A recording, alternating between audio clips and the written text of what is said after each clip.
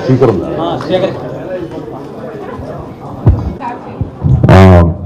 ముందుగా ఇక్కడికి వచ్చిన మీడియా వాళ్ళందరికీ, కెమెరా వెనకాల ఉన్న వాళ్ళకి, కెమెరా ముందుకు వచ్చిన వాళ్ళు మీ అందరికీ ఇలా విజయవాడకి రావడం మా సినిమా ప్రమోషన్స్ భాగంగా నిజంగా చాలా ఆనందంగా ఉంది. మళ్ళీ చాలా రోజులు వచ్చిన ఇందాక వస్తున్నప్పుడు లాస్ట్ ఫిదా సినిమాకి వచ్చామని చెప్పారు, ఇక్కడే మీ అందరినీ కలవడం జరిగింది. అండ్ మళ్ళీ ఇలా నా కొత్త సినిమాతో మీ ముందుకు రావడం, ఒక కొత్త రకమైన జానర్ ఇది. తెలుగులో ఎయిర్ ఫోర్స్ సినిమా అనేది ఇప్పటివరకు రాలేదు. సో మొట్టమొదటిసారిగా ఒక కొత్త ఎక్స్పీరియన్స్ని జనాలకి ఇవ్వాలన్న ఉద్దేశంతో ఈ సినిమా చేయడం జరిగింది. అండ్ అంటే దేశభక్తి అనేది అది విజయవాడ అయినా, ఆంధ్ర అయినా, తెలంగాణ అయినా, మహారాష్ట్ర అయినా, పంజాబ్ అయినా, ఇండియా మొత్తం మన ప్రతి ఒక్క భారతీయుడికి లోపల దేశభక్తి అనేది చాలా ఉంటుంది. అలాంటి దేశభక్తి నేపథ్యంలో తెరకెక్కించిన సినిమా ఈ ఆపరేషన్ వ్యాలంటైన్. అండ్ 2019 ఫిబ్రవరి 2019లో ఈ విషయం చాలామంది తెలుసు. పుల్వామా డిస్ట్రిక్ట్లో పుల్వామా అటాక్ అని ఒకటి అయింది. అది ఒక మిలిటెంట్ ఆర్గనైజేషన్, ఒక సిఆర్పిఎఫ్ సోల్జర్స్ కాన్వేని ఢీకొని ఒక 40 మంది సిఆర్పిఎఫ్ సోల్జర్స్ మరణించారు. దానికి రిటాలియేషన్గా మన Indian defences, Indian air force వాళ్ళ టెర్రరిస్ట్ ఆర్గనైజేషన్ వాళ్ళ క్యాంప్స్ని డిటెక్ట్ చేసి ఎవరికి తెలియకుండా చాలా చాలా సీక్రెటివ్గా బాలకోట ఎయిర్ స్ట్రైక్ అని ఒకటి చేయడం జరిగింది. దాంట్లో వెళ్ళి ఆల్మోస్ట్ ఒక 300-400 మంది మిలిటెంట్స్ని డిస్ట్రాయ్ చేశారు, వాళ్ళ క్యాంప్స్ని డిస్ట్రాయ్ చేశారు. దాని తర్వాత పొలిటికల్గా లేకపోతే మీడియా ద్వారా చాలామంది వేరే దేశం వాళ్ళు జరగలేదు, ఇండియా వచ్చి ఒక ఖాళీ క్యాంప్లో బాంబ్స్ చేసి వెళ్ళిపోయింది అని చెప్పి న్యూస్ని చాలా వరకు ఏంటంటే డైల్యూట్ చేశారు.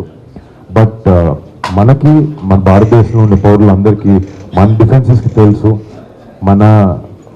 మన సోల్జర్స్కి జరిగిన ఆ ఇన్సిడెంట్, ఆ బ్లాక్ డే ఏదైతే అనుకుంటున్నాము 14 ఫిబ్రవరి, దానికి రిటాలియేషన్గా బయట వాళ్ళు ఎన్నైనా చెప్పుకోవచ్చు, డీప్ డౌన్ వాళ్ళకి తెలుసు ఇండియా ఒక గట్టి ఆన్సర్ దానికి ఇచ్చింది. కానీ జనరల్ సిటిజన్స్ లాగా మనందరికీ ఇలాంటి న్యూస్లో పనిచేసే వాళ్ళు, మీడియా హౌసెస్ అందరూ చాలా వరకు ఇన్ఫర్మేషన్ని జనాలకి తీసుకురావడానికి ట్రై చేశారు, చెప్పారు. బట్ మనకి కూడా వెనకాల ఈ మిషన్ వెనకాల వాళ్ళ ప్లానింగ్ ఎలా జరిగింది, వాళ్ళు ఏ ఉద్దేశంతో చేశారు, వెనకాల అంటే ఇలాంటి మిషన్ చేయాలంటే అది ఒక ఆషామాషి విషయం కాదు. చాలా టైం కానీ, చాలా ప్లానింగ్ కానీ దాని వెనకాల ఉంటుంది. సో ఆ బ్యాక్ డోర్ ఏవైతే ప్లానింగ్ జరిగిందో, ఏవైతే వాళ్ళు ఈ మిషన్ ప్లానింగ్ అంతా జరిగిందో, ఇదంతా చాలా డీటెయిల్డ్గా జనాలకి చూపిస్తే మన సోల్జర్స్ మీద, మన ఎయిర్ ఫోర్స్ పైలట్స్ మీద మనందరికీ రెస్పెక్ట్ ఉంది వాళ్ళ మీద ఎప్పుడు. బట్ ఇలాంటి వాళ్ళు చేసిన ఒక కరేజియస్ మిషన్ గురించి వెనకాల ఎలా జరిగిందనే జనాలకి చూపిస్తే వాళ్ళకి వాళ్ళకి తెలియడం కూడా చాలా ఇంపార్టెంట్ అనిపించి ఒక చిన్న ప్రయత్నమే మా ఈ సినిమా. దీని మీద ఆధారంగా తీసుకుని ఆబ్వియస్లీ కొంచెం ఫిక్షనలైజ్ చేసి కొన్ని క్యారెక్టరైజేషన్స్ రాసి చేయడం జరిగింది. బట్ మేమైతే చాలా కాన్ఫిడెంట్గా ఉన్నాం. అంటే ఇందాక చెప్పినట్టు ఈ దేశభక్తి అనేది ప్రతి ఒక్కరిలో ఉంటుంది. ప్రతి ఒక్కరికి పొద్దున ఈ సినిమా చూసిన తర్వాత మన సోల్జర్స్ మీద కానీ వాళ్ళ మీద మనకి ఎప్పుడు రెస్పెక్ట్ అపారంగా ఉంటుంది. బట్ ఈ సినిమా చూసిన తర్వాత మళ్ళీ వాళ్ళు చేసే గొప్ప పనుల్ని, వాళ్ళు చేసే గొప్ప త్యాగాల్ని మనం ఒకసారి గుర్తు చేసుకుని మనసంతా దేశభక్తితో, ధైర్యంతో, వాళ్ళ మీద రెస్పెక్ట్తో మన థియేటర్ బయటకు వస్తారని ఒక ఆసక్తి సినిమాని చేసాం. అండ్ మార్చ్ 1న సినిమా వస్తుంది. మీ అందరికీ ప్రతి ఒక్కరికి, ప్రేక్షకులు ప్రతి ఒక్కరికి, తెలుగు ఆడియన్స్ ప్రతి ఒక్కరికి ఈ సినిమా నచ్చుతుంది అని నేను మనసారా నమ్ముతున్నాను. అంటే నిజంగా ఇందాక చెప్పినట్టండి, చాలా అదృష్టంగా ఫీల్ అవుతాను. ఎందుకంటే కొన్నిసార్లు ప్లాన్ చేస్తే జరగవు ఇలాంటివి. ఇప్పుడు ప్రేమ కథలు లేకపోతే కమర్షియల్ సినిమాలు, మంచి ఫైట్లు ఉన్నవి అప్పుడప్పుడు అందరు హీరోలు చేస్తూ ఉంటారు. నేను కూడా చేశాను అలాంటివి. ఇప్పుడు ఎఫ్టీ లాంటి సినిమాలు కానీ, ఫిదా లాంటివి, తొలి ప్రేమ కానీ, కథలు కంచి తర్వాత నాకు అంటే ఒక యాక్టర్గా అన్ని ప్రయత్నించాలి, అన్ని ట్రై చేయాలని ఒక ఆశ, ప్యాషన్ నాకు ఉంది. కానీ కొన్నిసార్లు ఇలాంటి నిజం కథలని జనాలకి చెప్పడం చాలా ఇంపార్టెంట్ అని నేను నమ్ముతాను. అండ్ ప్లస్ కథ విన్నప్పుడు నేను కూడా విన్నప్పుడు ఇదేంటి నాకు ఇంత తెలిసి ఏంటి ఇంత జరిగింది వెనకాల అని ఒక ఆశ్చర్యం నాకు అనిపించింది. అప్పుడు అనిపించింది నేను చేయాలి సినిమా, జనానికి తెలియాలి. ప్లస్ కొన్నిసార్లు ఒక కథ ఇలాంటి ఇన్సిడెంట్ని వెనకాల ఏమైందని చెప్పాలన్న ఆశతో పాటు కథలో కమర్షియల్ వైబిలిటీ కూడా ఉండాలి. థియేటర్కి జనాలతో పొద్దున్న టికెట్ చూస్తున్నారు అంటే వాళ్ళని ఎంటర్టైన్ కూడా చేయగలగాలి. అంటే ఎంటర్టైన్మెంట్ ప్రతి సినిమా ఫామ్ డిఫరెంట్గా ఉంటుంది. దీంట్లో దేశభక్తి అనేది, లేకపోతే ఏరియల్ సీక్వెన్సెస్ అనేవి చాలా ఆసక్తికరంగా ఉంటాయి. సో అంటే యాక్చువల్గా సార్ ఈ మూవీ ఏదైతే ఉందో ఆపరేషన్ వాలంటీర్, ఆ స్టోరీ విన్నప్పుడు మీకు ఏమనిపించింది? అంటే ఒక ఏదైతే పుల్వామా దాడులు ఉన్నాయో యాక్చువల్గా అది అందరికీ కూడా తెలియదు, పబ్లిక్ ఎవ్వరికి కూడా ఈ స్టోరీ గురించి కానీ దాడులు జరిగాయని తెలుసు కానీ క్లారిటీ లేదు. సో ఇలాంటి ఒక క్లారిటీతో కూడుకున్నటువంటి ఒక స్టోరీ మీరు విన్నప్పుడు, ఇలాంటి స్టోరీని నేను ప్రజెంట్ చేయాలి అనుకున్నప్పుడు మీకు ఏమనిపించింది? స్టోరీ విన్నప్పుడు ఏమనిపించింది? అంటే నిజంగా చాలా ఎక్సైట్ అయ్యాను విన్నప్పుడు. అంటే ఒక కథగా నిజంగా ఏమైంది అనేది పక్కన పెడితే ఒక కథగా, ఒక యాక్టర్గా ఒక స్క్రిప్ట్ విన్నప్పుడు కథలో ఉండే ఎమోషన్స్ కానీ, లేకపోతే కథలో ఉండే క్యారెక్టరైజేషన్స్ కానీ, కథలో ఉండే సీక్వెన్సెస్ దాన్ని డిజైన్ చేసుకునే విధానం కానీ అది చాలా ఎక్సైట్మెంట్ ఇచ్చినాయి నాకు. వాటితో పాటు ఒక మంచి స్టోరీ, ఒక నిజం కథ, మన భారతదేశంలో మనలాంటి పౌరులు, మనలాంటి ఒక మనిషి మన బార్డర్కి వెళ్ళి మనని సురక్షితంగా ఉండడం చూడాలనుకునే ఒక సోల్జర్, ఆ కథ చెప్పాలని నిజంగా ఇన్స్పిరేషన్ అనిపించింది. నిజంగా చాలా ఇన్స్పైర్ అయ్యాను యాక్చువల్లీ కథ విని బాగుంది లేదు, ఇన్ని క్యాలిక్యులేషన్స్ మనసుకి నచ్చింది చాలా కథ. అండ్ ఇంత చెప్పినట్టు అవకాశం చాలా అరుదుగా దొరుకుతుందని చెప్పాను. ఈ క్యారెక్టర్ చేయడానికి అక్కడ జరిగినటువంటి ఇన్సిడెంట్స్ కానీ వాటి గురించి తెలుసుకునే ప్రయత్నం కానీ సో పర్సనల్ గా కూడా చేశారేమో? అంటే మేము ఫస్ట్ నుంచి ఒక ఇలాంటి సినిమా పర్టిక్యులర్ గా మన ఆర్మ్డ్ ఫోర్సెస్ మీద, మన ఎయిర్ ఫోర్స్ కానీ, ఆర్మీ కానీ, బిఎస్ఎఫ్, లేకపోతే మన నేవీ, వాళ్ళు మనందరికన్నా ఎంతో ఎంతో గొప్ప వ్యక్తులు వాళ్ళందరూ. లేకపోతే మనందరూ ఎంత కాదనుకున్న మన పని, మన ఫ్రెండ్స్, మన ఫ్యామిలీ చూసుకుంటాం. బట్ వాళ్ళందరూ భారతదేశంలో మొత్తం 130 కోట్ల మంది వాళ్ళ సొంత ఫ్యామిలీని అనుకునే ఉద్దేశం, లేకపోతే అనుకునే థాట్ వాళ్ళకు ఉంటేనే వాళ్ళ ఫ్యామిలీని దూరంగా పెట్టి మన ఫ్యామిలీస్ కోసం, మన కోసం కష్టపడుతూ, సాక్రిఫైస్ చేస్తూ బార్డర్లో వెళ్ళి మన కోసం ఫైట్ చేస్తారు. సో డెఫినెట్గా అదైతే అనిపించిందండి. సో ఇంత వాళ్ళకు ఒక ట్రిబ్యూట్ లాగా ఇవ్వాలనే ఉద్దేశంతో మేము స్టార్ట్ అయ్యాం. కాబట్టి వాళ్ళ గురించి మాకు ఇన్ఫర్మేషన్ ఎయిర్ ఫోర్స్ గురించి కూడా అంతంత తెలియదు. సో మేము ఫస్ట్ నుంచి ఏంటంటే మీ మీద మేము సినిమా చేస్తున్నప్పుడు, మీ గురించి చేస్తున్నప్పుడు మిమ్మల్ని మంచి ఉద్దేశంలో చూపించాలనే ఉద్దేశం మాకుంది. సో ఫస్ట్ నుంచి మేము ఈసారి స్క్రిప్ట్ని మినిస్ట్రీ ఆఫ్ డిఫెన్స్కి, ఇండియన్ ఎయిర్ ఫోర్స్కి మేము పంపించడం జరిగింది. అండ్ వాళ్ళు మొత్తం ఒక స్క్రూట్నీ చేసి చూసుకుని, అంటే వాళ్ళని కరెక్ట్ విధంగా చూపిస్తున్నావా లేదా అనేది కూడా చాలా ఇంపార్టెంట్, అండ్ మాకు కూడా చాలా ఇంపార్టెంట్. సో వాళ్ళకి పంపించిన తర్వాత వాళ్ళు చూసారు ఒక ఫస్ట్ వచ్చి ఒక చిన్న చిన్న మైన్యూట్ చేంజెస్ అంటే వాళ్ళ ఎయిర్ బేస్లో మేము ఇలా చేయము బిహేవ్ మేము మనం ఊహించుకొని కొన్ని సినిమాటిక్ కోసం రాసుకుంటాం. బట్ వాళ్ళు చెప్పిన తర్వాత మాకేం అలాంటి అబ్జెక్షన్స్ లేవని చెప్పి మేము మార్చడం జరిగింది. దాని తర్వాత వాళ్ళకి స్క్రిప్ట్ నచ్చితే వాళ్ళని మంచి దానిలో లైట్లో చూపిస్తే వాళ్ళు ఏంటంటే రియల్ ఎయిర్ బేసెస్లో షూట్ చేసే అవకాశం కూడా ఇస్తారు. మాకు ఒక 40 రోజుల వరకు గ్వాలియర్ బేస్ అని ఉంది. అది ఇండియాలో ఎన్నో ఎయిర్ బేసెస్లో one of the most busiest air base అనమాట.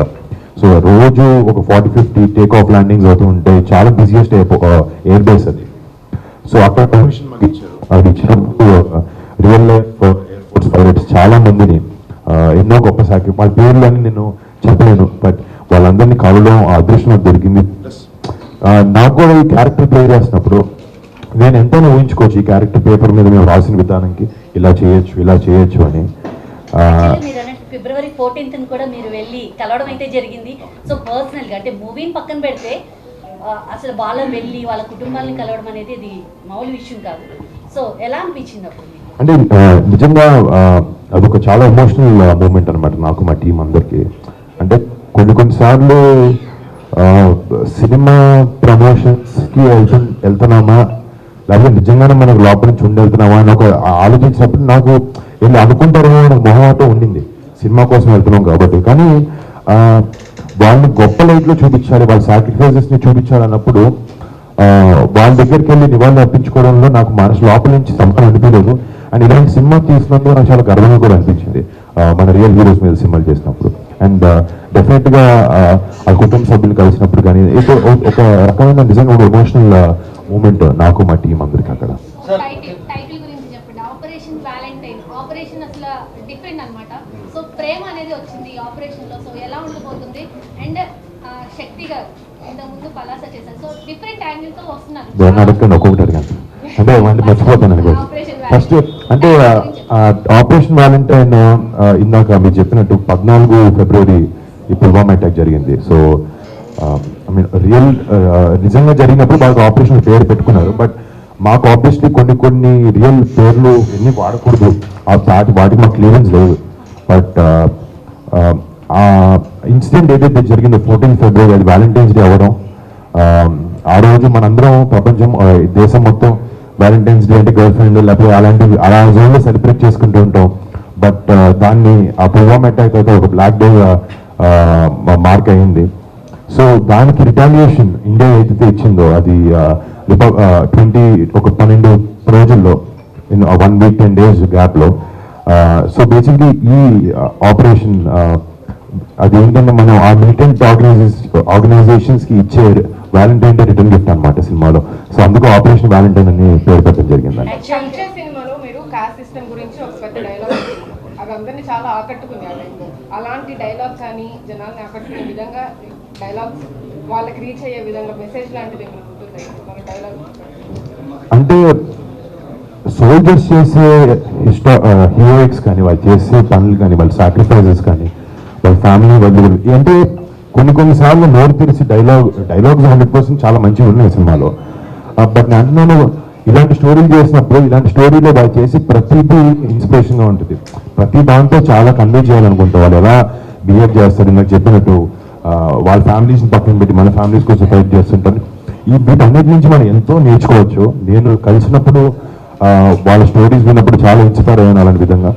అండ్ సినిమా చూసినప్పుడు కూడా రేపు పొద్దున అంటే మా జనరేషన్ కాదు, ఇంకా చిన్నపిల్లలు ఇంకా యంగ్స్టర్స్ ఉన్నారు, వాళ్ళందరికీ యూనో అలాంటి కరేజియస్ టేల్స్ చూసినప్పుడు లైఫ్లో ఏదైనా అకంప్లిష్ చేయొచ్చు అని ఒక కాన్ఫిడెన్స్ వస్తుంది అని అనుకుంటున్నాం. ఐ థింక్ సినిమా ద్వారా ఆబ్వియస్లీ సోల్జర్స్ వాళ్ళ లైఫ్ స్టైల్ వాళ్ళ లైఫ్ స్టోరీస్ చూపించాలని ఉద్దేశం ఉన్నా కూడా ఇలాంటి కరేజియస్ టేల్స్ చూపించినప్పుడు యంగర్ జనరేషన్స్కి కొన్నిసార్లు ఇలాంటి సినిమాలు కూడా చాలా ఇంపార్టెంట్ అనిపిస్తుంది నాకు.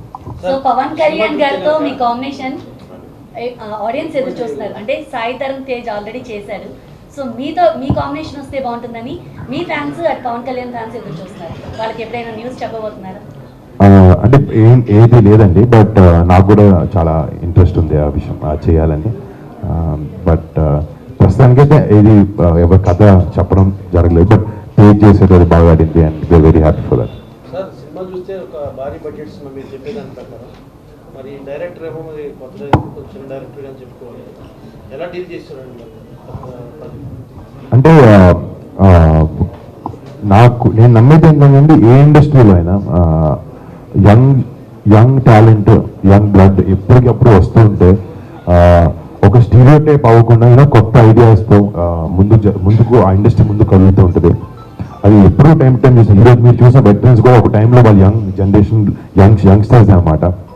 కానీ ఒక డైరెక్టర్ కలిసినప్పుడు, కొత్త డైరెక్టర్ కలిసినప్పుడు కథ ఎంత బాగా రాసాడు ఇవన్నీ పక్కన పెడితే తనకు ఒక ప్యాషన్ ఉంటుంది, డైరెక్షన్ మీద ప్యాషన్ ఉంటుంది.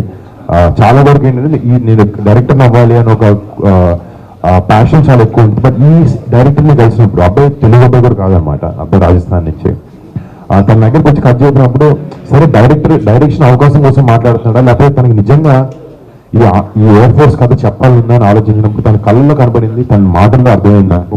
తను ఎయిర్ ఫోర్స్ కి చిన్నప్పటి నుంచి మన డిఫెన్సెస్ కి చాలా పెద్ద అభిమాని తను.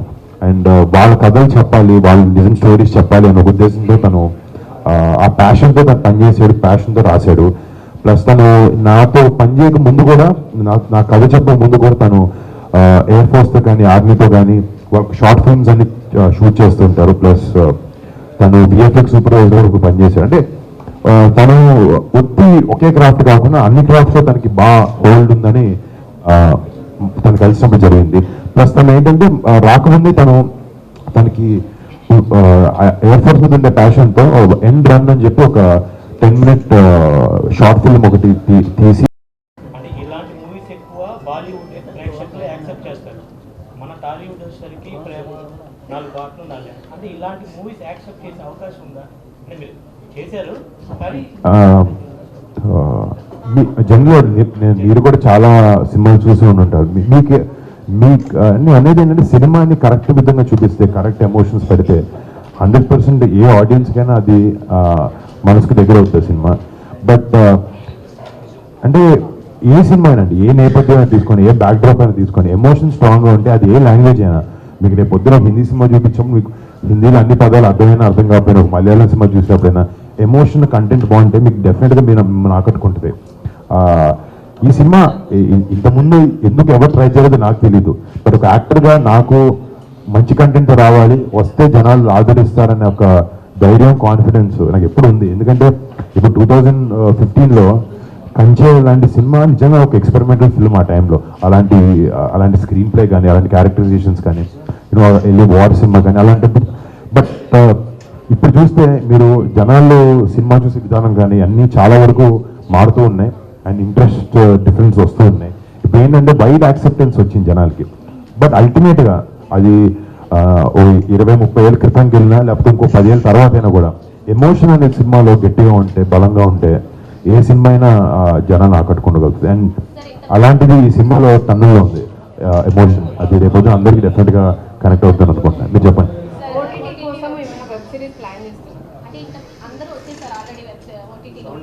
అవును, అంటే ప్లానింగ్ అదే నాకు చెప్తాను కదండి, ఇండస్ట్రీలో లేకపోతే ప్లాన్ బట్టి ఏది జరగదు. సిచ్యువేషన్ బట్టి ఏదన్నా నిజంగా రావాల్సిన టైంకి మంచి కథ వస్తే అది ఓటీటీ అయినా ఏ స్పేస్ అయినా. అవ్వలేదు ఏ డిస్కషన్ జరిగినాయి కానీ అంత నచ్చినవి రాలేదు. సో చేస్తే కూడా మంచి ఇంపాక్ట్ఫుల్. నేను మల్టీ స్టార్ మీరు అడ్డితే నేను చేశాను కదండి, గట్టిగా 2 చేశాను కదా. నేను 12 సినిమాలు చేశాను, 2 చేశాను. బట్ అదే ఎగ్జాక్ట్లీ ఇప్పుడు మల్టీ స్టారర్స్కైనా, ఓటీటీస్కైనా మీరు ఇందాక ఎవరైనా పర్టికులర్ యాక్టర్తో సినిమా, అది బాబాయ్ గారితో అన్నారు, లావణి గారితో. దీని వెనకాల కథే ముఖ్యం. అదే కథే ఒక స్క్రిప్ట్ వెనకాల మీ పేరు రాస్తుంటుంది అంటారు. రేపు పొద్దున అలా రాసిన మన దగ్గర రావాలి, త్వరగా స్క్రిప్ట్ రావాలని కోరుకుంటున్నాను.